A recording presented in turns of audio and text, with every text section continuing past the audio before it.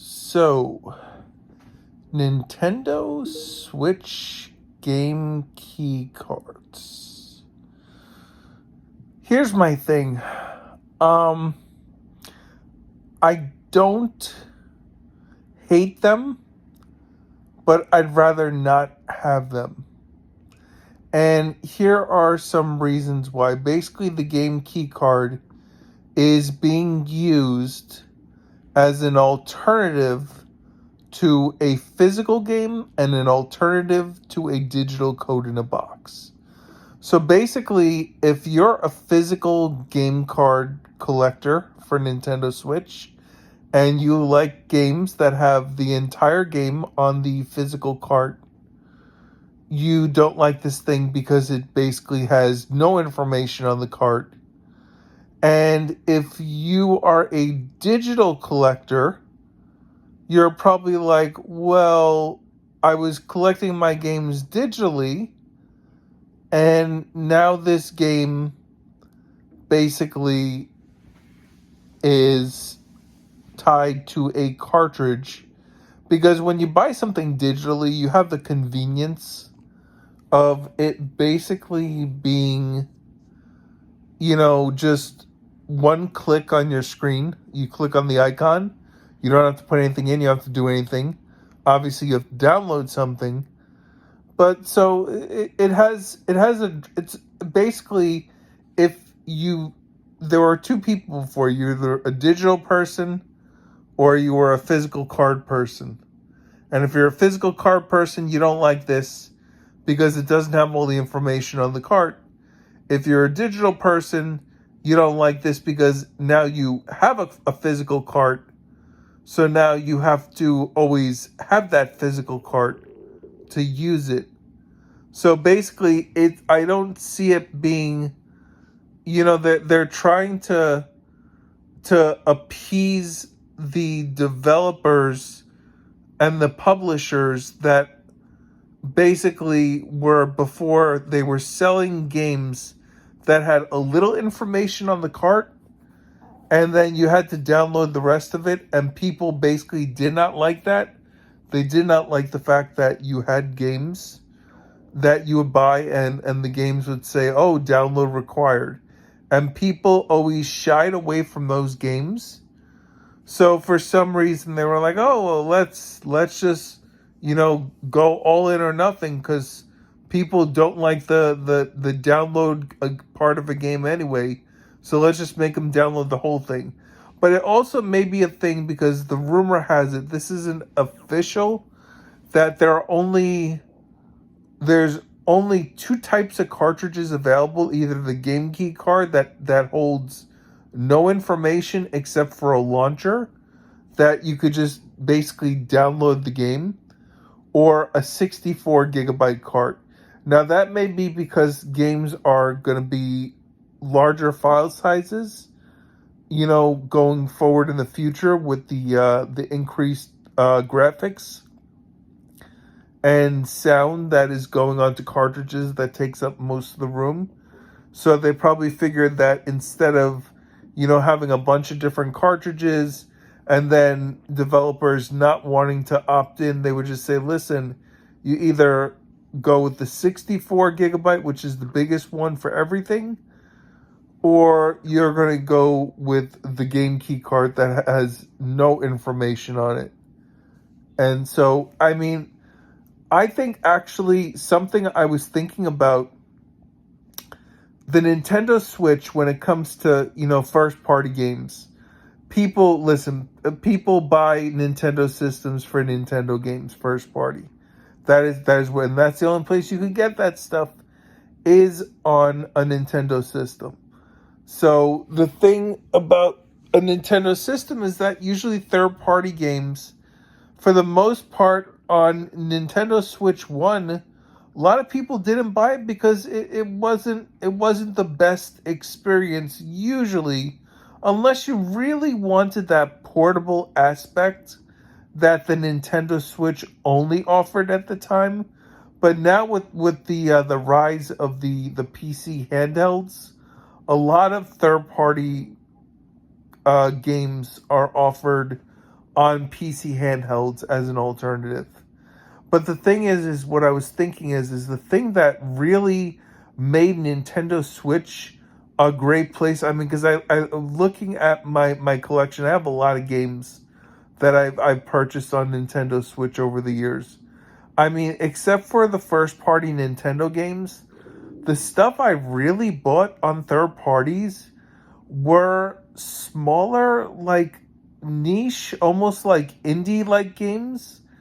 And if they're only giving the option for either a 64 gigabyte card or a game key card, that's going to hurt a lot of indie developers because people it's not going to hurt the developers as much because people will just buy those games elsewhere because for the most part people liked collecting those smaller games that were offered on smaller carts on the Nintendo Switch to have the full thing.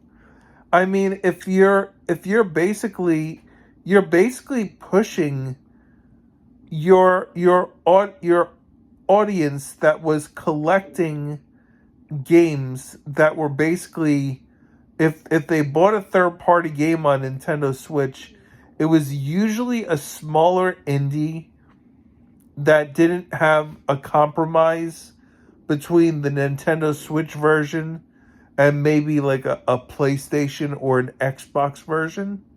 You know, it was very similar, and then you were getting the full game on the cartridge. So that way, because when you buy something on Xbox or PlayStation, I mean, it doesn't matter if you buy it on disc or digital because everything has to be installed onto the hard drive on a PlayStation or Xbox. So on Nintendo's consoles, at least with the Switch, you know, you are running that game off of the cartridge. So you are saving on a file size. Now, like I said, it was a smaller game, but those games, it adds up after a while. So for most people, you know, they're going to see and say, well, I'm basically, at this point, pretty much 85% of the games I'm going to buy on a Nintendo console are going to be first party, which is going to kill third party. And, you know, as if you follow like history and sales with the Wii U, because they didn't have the install base, third parties abandoned the Wii U. And it caused a major drought and hurt on the Wii U in general afterwards because people weren't buying the system, so third parties left, and then because third parties left, then people really didn't buy the Wii U because of that. And Nintendo is now going to be pushing that situation more. I think that they thought that what they were doing by offering only a 64 gigabyte cart would influence third parties because they figured that their third party games they wanted were going to be bigger size games. So if they made the 64 gigabyte the only option, then it would be so widely used that the price would drop a little bit. But to be honest, these companies, I mean, they're nickel and diming the audiences. So any price that you make, as much as you think you could drop it, as much as Nintendo thinks that they could get these cartridges dropped by getting a mass, you know, buying of it by themselves, at least for first party games, it's still going to make that price too high for third party publishers and developers to say, hey, let's put that into our price adjustment and see if it'll work. It's not going to work, not at all. So I think that as much as, I mean, me personally, listen, I mean, I don't mind buying a Genki card because the biggest thing before that I thought, which was a common misconception that was being moved around, was that when the servers are down, you're not going to be able to re-download, and those game key cards are going to be worthless.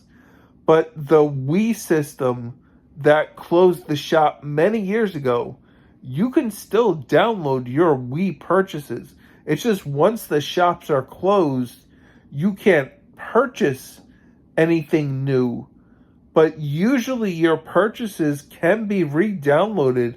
And so far, I don't know any store except maybe the Stadia, the Google Stadia store that has shut down, but I don't know if that one did too. I'm sure they did because that was more of a streaming service. So they probably, shut it down to the fact that once streaming places are shut. But I think there could be, lawsuits, which I think Ubisoft is dealing with right now, with lawsuits for I think it's the Crew Motorfest was basically shut down, and they ripped the purchases out of people's accounts, I think. Don't quote me on that. But yeah, I mean, so as far as I know, I mean, if the stores aren't, like, if you're always going to be able to get your purchase for the most part, I mean, is it really that bad thing? I mean, yeah, like I said, I mean, you're using storage when you have to download these games as opposed to running it off of a cartridge. So yeah, that's bad.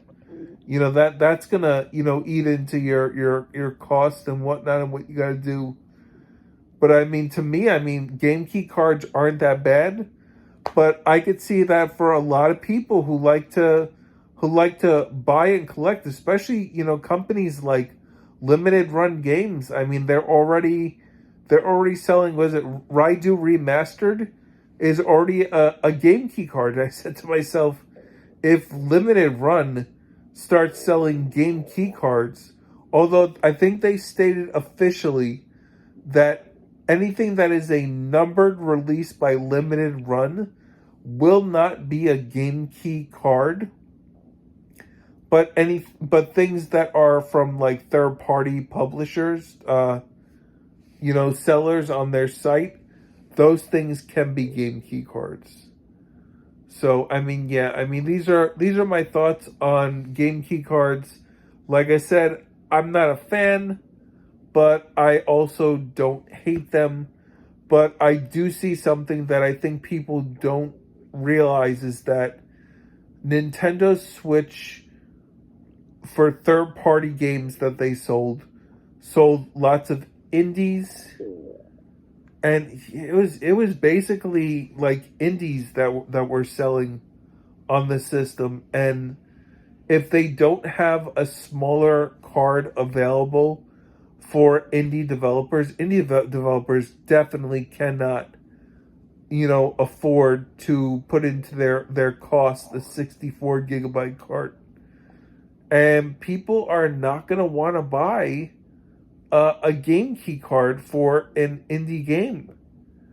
So I mean, it's really going to hurt indie sales on the Switch. And like I said, listen, there are other consoles, and I was thinking to myself, a lot of people, I mean, if basically Nintendo is forcing people to buy games digitally, I mean, that's a plus to go, get a Steam Deck. Because and listen, I'm a big Nintendo fan. I have 500 to 800 physical games for Nintendo Switch, along with hundreds of digital games. So when I'm sitting here and saying, "Hey, you need to go get a Steam Deck," I mean, I'm not saying you need to get a Steam Deck, but I mean, they're not convincing you not to get a Steam Deck. The only thing that Nintendo is guaranteed doing is they're giving you the first party games as a physical alternative. So if you're a collector, then at this point you're probably just like, why don't I just, if I'm going to go digital, why don't I just get a Steam Deck? Why am I messing with the Nintendo Switch? especially for third-party games I'm talking about. Obviously, first party, you're only getting that on a Nintendo console, but that was one of the things that really hurt the Wii U. And I think that Nintendo, they meant well. They were trying to do something good for the fans, but I don't think they really took into consideration how people are purchasing what they're purchasing on the Nintendo Switch. I mean, yeah. So, yeah, those are my thoughts on this. I've gone way too long. If you like my video, you can subscribe, like, comment. I am the Casual Noob Gamer on YouTube, and I am the Casual Noob Gamer on Twitch, and I am also the Casual Noob Gamer on Twitter. Yeah. So, you all have a good day. This is Casual Noob Saibot, signing out.